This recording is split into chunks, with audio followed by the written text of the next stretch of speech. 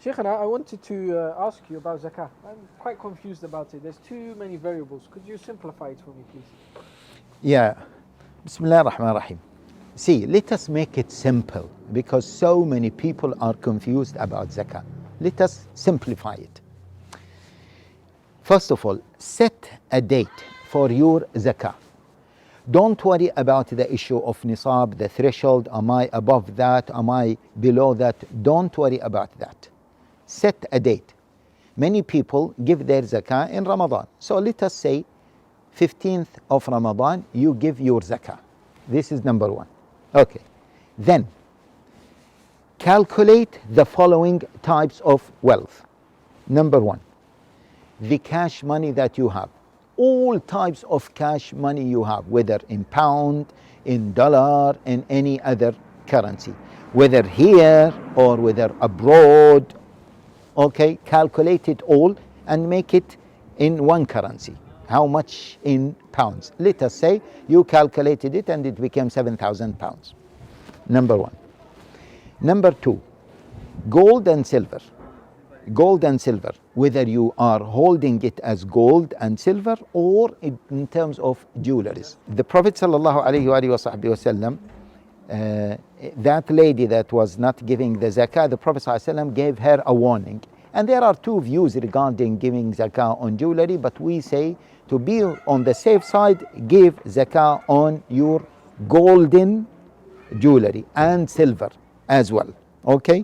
And because also وَالَّذِينَ يَكْنِزُونَ الذَّهَبَ وَالْفِضَّةَ وَلَا يُنْفِقُونَ فِي سَبِيلِ اللَّهِ. Just to cut it short, and the Prophet ﷺ gave the example of those who do not give the zakah of gold and silver, and it will be made into sheets as it is mentioned in the Quranic verse.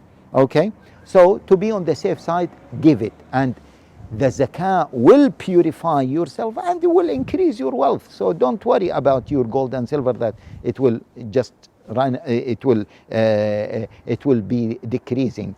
Okay, so gold and silver. And I would like also to warn our sisters, be on the safe side and give zakah on your jewelry. Okay, so check the price of pure gold and pure silver that you have at the time of giving zakah. If you could not check the time of pure gold and silver, no problem, even if it is 18 carats, because this means that you are giving little bit more. Don't worry about the calculations. Yeah, or even if it is 11 carats, not 24 carats, don't worry about this. Okay. The third type is stocks and shares. Now the issue of stocks and shares is quite long. It doesn't mean that I approve stocks and shares. In fact, I say to people, avoid. Okay, it has so many problems. Some of it even is haram. But let us imagine that you have stocks and shares. Now there are two main types here of stocks and shares. Stocks and shares that are saleable, that you buy today to sell tomorrow and so on. And stocks or shares that you have as part of a business. So you are expecting the dividend. You are not buying and selling them that quickly. Okay? The dividend is a long story. I'll not explain it now. But the dividend part. But the stocks and shares that you buy and sell, like, I don't want to mention certain companies. They are well known anyway. Yeah? Then you add the price of the stocks and shares that you have if you were to sell them at the time of zakah, which we said 15th of Ramadan. So this is the third type of wealth. The fourth type of wealth is saleable items. So if you have a shop and in that shop you are selling spare parts, for example, or you have online shop and you are selling laptops or mobile phones or clothes. Estimate the price of the stock you have if you were to sell it on the time of zakah. Not how much you bought it, yeah? No. How much if you were to sell it today or the time of zakah, how much you will get, yeah? Now, if you have a shop, of course, the fixed assets are not zakatable because the Prophet ﷺ says, لَيْسَ عَلَى الْمُؤْمِنِ أو على المسلم في فرسه ولا عبده زكاة. So from this the scholars taken that fixed assets are not zakatable but the saleable items.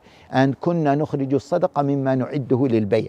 Yeah, one of the companions said we used to give sadaqah from the saleable items. Okay, so this is the fourth type of wealth. What is the total amount? Let us say the total amount came to be 17,000 pounds. Okay, then you can, if you want, deduct from this money that you owe others, the debts that you have to pay within the coming lunar year, before the second 15th of Ramadan or before 15th Ramadan next year. So you deduct that, yeah? So that you can deduct it from your from the sum that you had it before. Okay? So we had the sum of the 4 items, and then you deduct from them any debt that you have to pay within the coming 12 months. 12 lunar months, as we said, before 15th of Ramadan, next 15th of Ramadan. Now, see, for example, if a person has a mortgage, now I'm not talking about mortgage, is it allowed or not, but the mortgage you might need to pay 260,000 pounds. You cannot say that all of this is a debt and therefore you deducted it from the total amount, which makes you having negative equity, yeah, which makes you, according to some misunderstanding of people, a person who is eligible for zakah.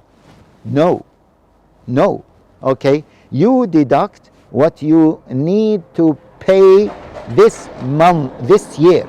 Although, brothers and sisters, for mortgage in particular, I don't think that you should deduct it from zakah. I believe strongly against it. Okay, you should not deduct it, because actually it is for a house that makes you above others that who do not own houses. Okay, so don't deduct the mortgage. But if you have a debt, any other debt that you have to pay part of it now and another part maybe next year, you deduct what you have to pay before the next 15th of Ramadan. Okay, and then you add to it the money that others owe you, yeah, they have taken from you as a loan, and they will pay it to you as soon as possible or within the coming 12 months, okay, within the coming zakah year. Okay, you add to it how much they are going to pay you, 1,000, 5,000, etc. But the money that they are going to pay you later, then that is not zakatable for this year. So add the 4 things, add what you are going to get this year, and deduct what you are going to pay this year as well. Maymun ibn Mahran, one of the early scholars, he was a faqih, he mentioned it somehow like this, yeah, okay, which is very simple, very straightforward. I hope that it is clear, inshallah, for everyone. سأترك يا رب ذنبا مضى وأقبل نحو الرضا والنعيم أحبك ربي وهذا رجاي بأنك تقبلني يا كريم بأنك تقبلني يا كريم.